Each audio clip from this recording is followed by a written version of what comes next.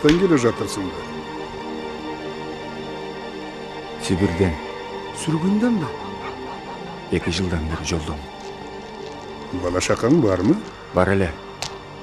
Азыр бир Кудай өзү билет. Адам өлтүрдүңбү? Мен ырчымын.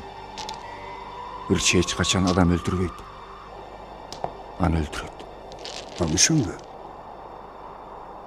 Эгерде ырда чындык болсо.